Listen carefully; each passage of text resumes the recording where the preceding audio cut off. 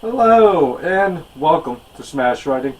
We continue down our path to Hellraiser 2 Hellbound. Without any further ado, let's jump right into it, shall we? The movie opens up with a guy opening the puzzle box. And he gets sucked in, and we learn it's Pinhead. It was Pinhead as a human. We see him being converted into Pinhead. And then we jump to Kirsty, who's in a psychiatric hospital. Because she's being interviewed by a homicide detective wanting to know what happened in the house, because you have these cops investigating the house because they're finding all the bodies from, especially the bodies left from Julia left behind. And we meet the doctor, his assistant Kyle. The doctor is out there. He's doing all these weird studies on experiments on the brain and everything like that. And he's going to be the one overseeing Julia's case, because Julia is telling the truth. She's like, there are demons out there, the Cenobites. Frank opened the box. She's not holding anything back. And the detective leaves, and we hear him, before he does, we hear him talking about the mattress that Julia died on. And Kirsty's stressing, you have to destroy that mattress. The doctor goes chase down the homicide detective, and he asks about the mattress, but we don't quite know what he wants with it yet. But that night, we meet a patient named Tiffany. She's really good at opening puzzle boxes, and Julie goes to get some sleep, and she has an image of who she believes is Larry. It's kind of obvious that it's Frank. He's skinless, and he's written on the wall, "I'm in hell, help me." She's starting to want to get back to hell to try to save her father. And meanwhile, Kyle overhears the doctor talking. He's having the bloody mattress taken to his house. So he goes and to spy on the doctor a little bit, and he finds all these artifacts and a bunch of puzzle boxes and information about Pinhead. And he's like, he has information about the stuff Kirsten's talking about. And most importantly, he has the bloody mattress. And the doctor comes back home, and Kyle hides behind the curtains. And he has a patient that is seeing insects on him, and he's scratching all over. And the doctor gives him a knife, and he starts cutting into himself, and he bleeds on the mattress. And Julia rises up and just takes out the patient before the patient can expose Kyle. And she wants more blood. And she seduces the doctor to get him to help her, get her bodies, get her skin back. And Kyle runs off to go find Kirsty and get Kirsty out of there and tell Kirsty what happened. And Kirsty wants to go to the doctor's because she needs to get a box to get to her father. So Kyle goes with her. And meanwhile, while they're doing that, the doctor has brought her a lot of victims, a bunch of people for her to feed on. And she gets nearly all of her skin back when Kyle and Kirsty arrive. And Kyle goes, don't do anything until I get back. I'm going to check out the house. And he, not knowing what Julia looks like, gets played by Julia, who takes him out and completes her skin suit. And Kirsty goes to investigate, gets pulled into the room. And Julia is her power and everything is risen greatly by her time in the puzzle box. She even refers to herself as the evil queen now. And knocks out Kirsty. Before she can do anything else to her, though, the doctor has arrived with Tiffany. They're going to have Tiffany open the box and kind of have them take her instead of Julia, kind of deal. But when Tiffany opens the box, the Cenobites arrive.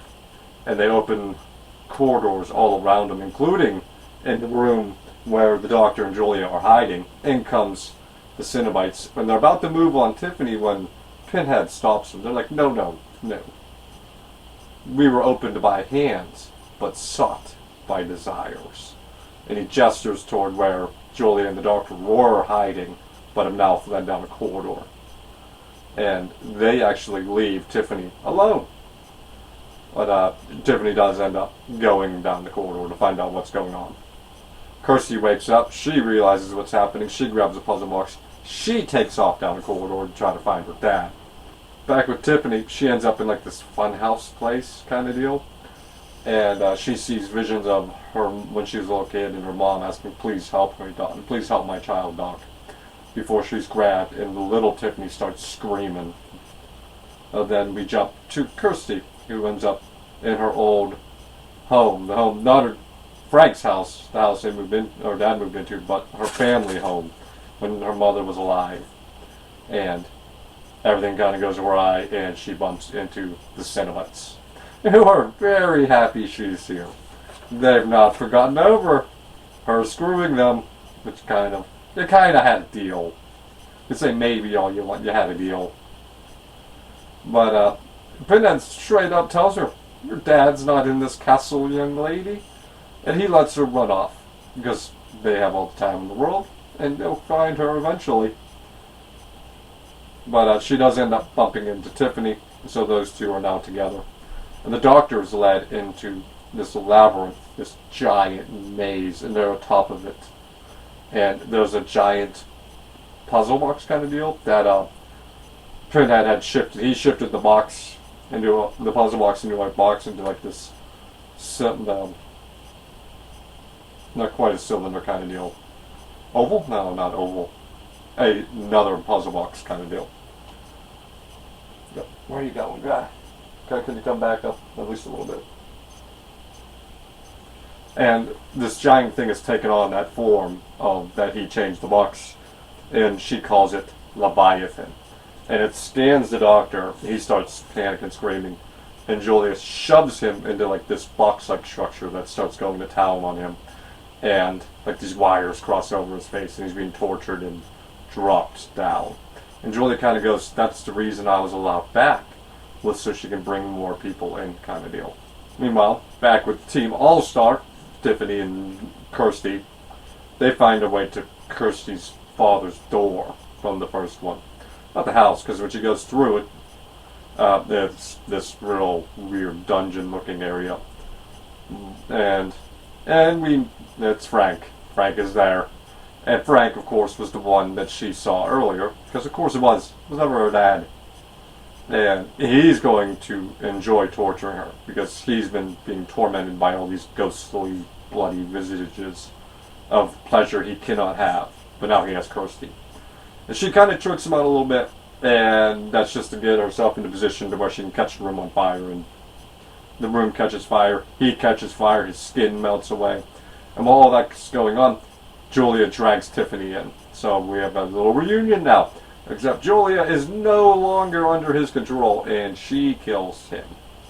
While she's doing that, that gives time for Tiffany and Kirsty to flee the area.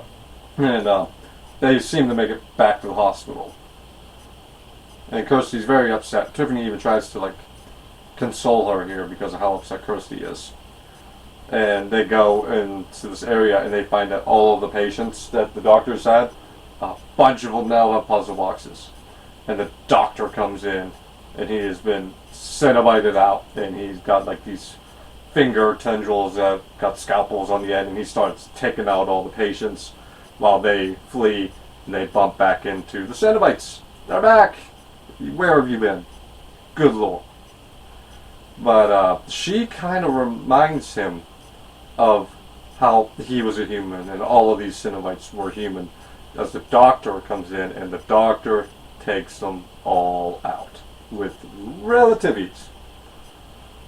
But while he's doing that, it does give them a chance to escape again, and they end up in the labyrinth area that they were, the big giant maze area. Because as Tiffany explains, because she actually does, she finally sucks when she, believe it's when she sees the doctor, she says, oh shit. Now Tiffany's talking a little bit. And she explains that in order to end this, they're going to have to solve a puzzle within the labyrinth area. While she's trying to do that, though, they're confronted by the doctor. Kirsty's trying to hold him off, but she's no match for him. And he goes to work on Tiffany while Tiffany's trying to build this puzzle. And Julia reappears because she'd got blown away. Her skin was blown off and everything. And Julia reappears reskinned, and she's distracting the doctor while Tiffany goes and solves the puzzle box. And they deal away with the doctor, and they run. But Kirsty, before they run away, Kirsty goes up, pulls off the mask. It's her wearing Julia's face, which is incredible. That is an incredible moment. Such wonderful nonsense. And they escape the room. They escape the puzzle area as the walls come closing them back to the hospital, and they leave the hospital together. The end of the movie. Let's get the positives out of the way first. It's good to see the Cenobites. They all did wonderful. I love the fact that Grace Kirby got more to say, because I really liked her character. Doug Bradley, just further encased his legendary status as this character. And same with Ashley Lawrence. Really smart final girl again. She built off of what she left behind. I loved the fact she was wearing the Julia skin and just peeled it off. And like, this wonderful. The gore again, fantastic. Hellraiser, first two movies have been top tier gore going on. I really liked Imogen Borman. She did really great with Tiffany having to act out and visualize the performance be done, because her character is a mute through 80% of this movie. And I think she did a really good job of emoting everything through facials and body language. I liked the build-up of what is inside this box, what doorway, all of the passages, everyone's personal hells. All of that was a lot of fun to see. I like this godlike structure in the middle, the Leviathan. I really dug that.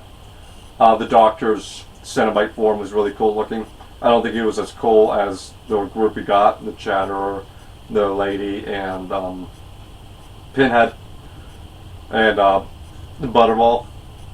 I don't think he was on their level, but just up just a budget lower. Alright, the cons. I really didn't care. Not only did we not get enough of the Cenobites this time around, being the sequel, we immediately lose him to the new Cenobite. He just comes in and takes him out and makes him human again. And they're gone on the floor, not to come back. I really wish we would have got more time with them. They're really enjoyable characters. I loved their dynamics with Kirsty. I loved their back and forth, especially. That's such good chemistry. And we got so little of it, not nearly enough of it. And I wanted to see them have a bit more of a run-in with Tiffany. Really go into the fact that they're not messing with Tiffany. And that would have been really cool to see them, continuously encounter Tiffany. And Pinhead continuously going, leave her alone.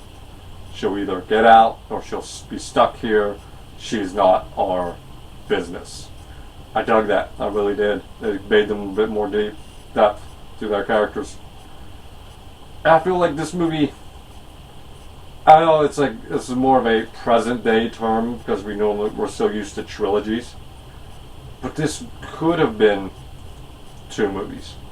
Introduced the Doc at the end as a Cenobite and left this as a to be continued to carry on the third one. And then you can have the Doctor stomp on the Cenobites. Because then at least we'd have seen them stretch a bit more, flex a bit more muscle in this movie. And then get a bit matched by the Doctor. Because I really didn't like the fact they just got stopped here. I really don't like that. I'm zeroing in on that because I didn't like it. But all in all, this was an enjoyable movie. I loved all the characters. I loved I didn't even talk about this. Julia. Seeing Julia again was a lot of fun. Seeing that she has continued down the path of her crazy and has evolved and grown as a villain to an even bigger villain. That was a lot of fun. She really knows what she's doing. All in all, though, my final grade, I don't like this as much as the first one, just because I really didn't like the stomp on the Cenobites. Granted, they had better lines, so it almost evens out a little bit.